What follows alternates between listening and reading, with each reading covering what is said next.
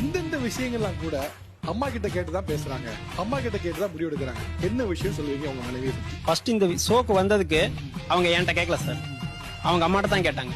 இங்க வரதுக்கு அவங்க அம்மா செலக்ஷன் பண்ண ட்ரெஸ் சார் இது பிரமாதமா இருக்கு சார். அந்த பிரேம நீங்க பளிச்சுன்னு தெரியுதா? கேட்டா அவங்க பொண்ணுக்கு மேட்சான், அவங்க பொண்ணுக்கு மேட்ச்னு சொல்லிட்டு அவங்களுக்கு மேட்சா எடுத்து கொடுத்துருக்காங்க. எப்பா யாருக்குமே மேட்ச் இல்ல பாத்த கலர். இப்ப நான் அந்த பிங்க் கலர் சாரி இவர் எடுத்து கொடுத்தாரு. எனக்கு அதெல்லாம் விட்டுருங்கம்மா. இந்த சட்டை அவருக்கு மேட்சா இருக்கும்னு எப்படி சொன்னாங்க மட்டும் சொல்லுங்க. நான் இந்த சாரி கட்டுறேன்னு சொல்லி எடுத்து வச்சேன், அதனால அவர் வேற கலர் எடுத்தாரு. இப்ப நீங்க உங்க சாரியோட போடும்போது தெரியாது, இப்ப அவர் துண்ட தெரியாது பாருங்க சார். அது எங்க அம்மா செலக்ஷன் நல்லா இருக்கு, எனக்கு நல்லா இருக்கு. எவ்வளவு பெரிய வன்முறை பாருங்க. அவருக்கு பிடிக்குதா இல்லையாங்கிறது மேட்டரே இல்ல, எங்க அம்மாவுக்கு பிடிச்சிருக்கு அந்த போட்டே ஆகணும். எவ்வளவு பெரிய வன்முறை பாருங்க. தானா அவர் ஒரு மனுஷன் தானே, அவருக்கு அந்த கலர் பிடிச்சிருக்கா பிடிக்கல நீங்க கேட்கணும்ல. பிங்க் பிடிக்கும் கேளுங்க, பிங்க் பிடிக்கும். இல்லம்மா பிடிக்குமான்னு கேட்டீங்களா முதல்ல? இந்த கலர் சார் அவருக்கு பிங்க் பிடிக்கும் சார்.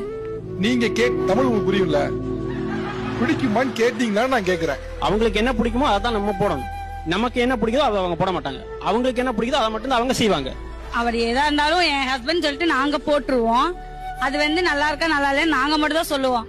இப்ப அத்தனை பேர் உட்கார்ந்துருக்காங்க, அந்த ஷர்ட் நல்லா இருக்குன்னு அவங்க சொல்ல முடியுமா? இல்ல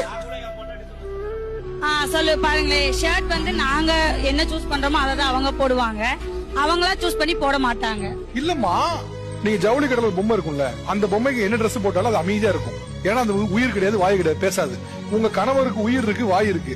அவர்கிட்ட கேளுங்க, உனக்கு இந்த Dress பிடிச்சிருக்கா? எங்க அம்மா எடுத்து கொடுத்தாங்க, எனக்கு பிடிச்சிருந்துச்சு, ஆஃபர் இருந்துச்சு வாங்கினேன், உனக்கு பிடிச்சிருக்கான்னு ஒரு வார்த்தை கேட்டா நம்ம குறைஞ்சா போயிருவோம். சார் ஃபர்ஸ்ட் ஸ்டார்டிங்கே சொல்லிருக்கணும்ல. நீங்க ஒரு கடைக்கு போறீங்க, இட்லி வேணும்னு கேக்குறீங்க, அவன் பொங்கல் தூக்கி வைக்கிறான், நீங்க என்ன கேப்பீங்க? இட்லி கொடுங்க. நான் இட்லி கேட்டா நீ என்ன பொங்கல் கொடுக்கன்னு கேப்பீங்க, கரெக்டா? அப்போ ஒரு கடையில காசு கொடுத்து வாங்குறதுக்கே நீங்க இப்படி கேக்குறீங்களே. உங்க கணவர் ஒரு உயிருள்ள ஜீவன். அம்மா தானே காசு தராங்க. இப்ப நீங்க எவ்வளவு தூரத்துக்கு உங்க கணவர் அவமதிக்கிறீங்க பாருங்க. சார் அப்படி சொல்லல நானே.